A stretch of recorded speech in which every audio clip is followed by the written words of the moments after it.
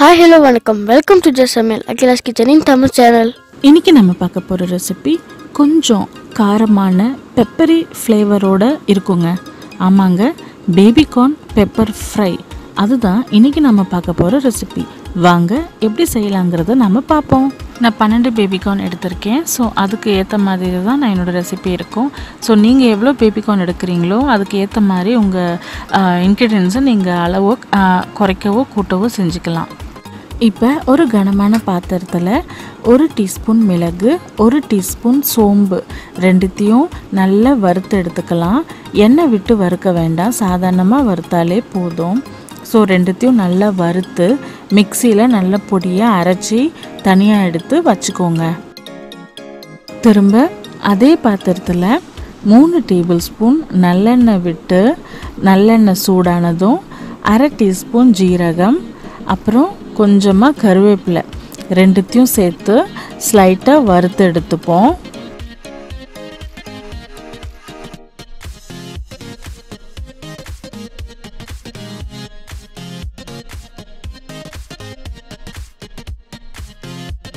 ஜீரகத்தையும் கருவேப்பிலையும் ஸ்லைட்டாக வறுத்த பிறகு ஒரு 5லேருந்து 6 பல்லு பூண்டை நல்ல சின்னதாக பொடிசாக கட் பண்ணி அதையும் ஆட் பண்ணிப்போம். ஆட் பண்ணி அதையும் ஸ்லைட்டாக வறுத்துப்போம்.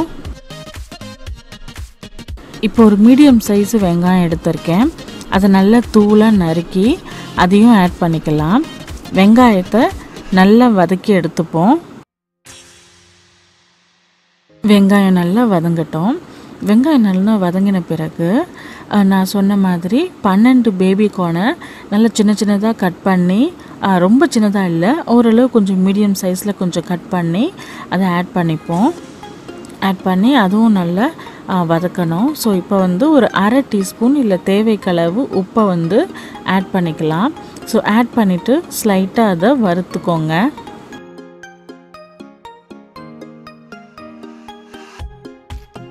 கொஞ்சமாக பேபிகார்னை எண்ணெயில் வதக்கின பிறகு அதை இப்போ நம்ம வேக விடணும்.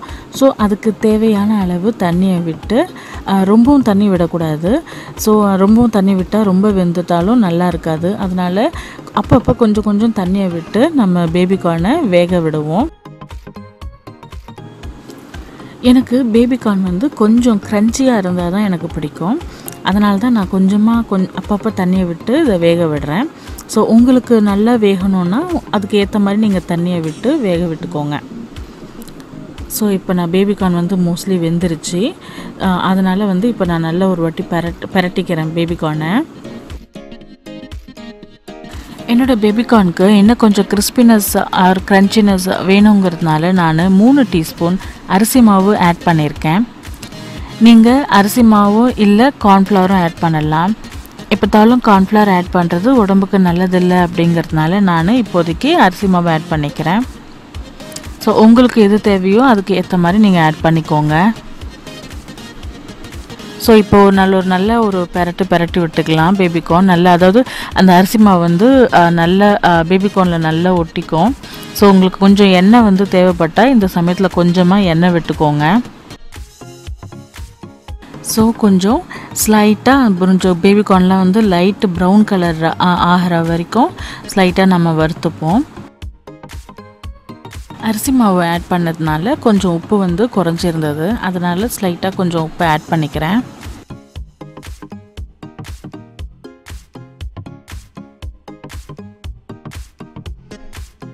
இப்போ நம்ம ஏற்கனவே அரைச்சி வச்ச மிளகு மற்றும் சோம்பு தூளை அரைச்சி வச்சுருக்கோம் இல்லைங்களா, அதை இப்போ ஆட் பண்ணிப்போம். ஆட் பண்ணிவிட்டு அதையும் ஒரு நல்ல கிளறி விட்டுப்போம். ஒரு 3 to 4 மினிட்ஸ் நம்ம கிளறி விட்ட பிறகு இறக்கிட வேண்டியது தாங்க.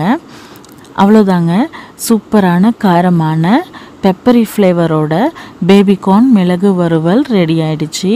நீங்களும் இதை வீட்டில் செஞ்சு பாருங்கள். செஞ்சு பார்த்துட்டு எப்படி வந்ததுன்னு கமெண்ட் பண்ணுங்கள்.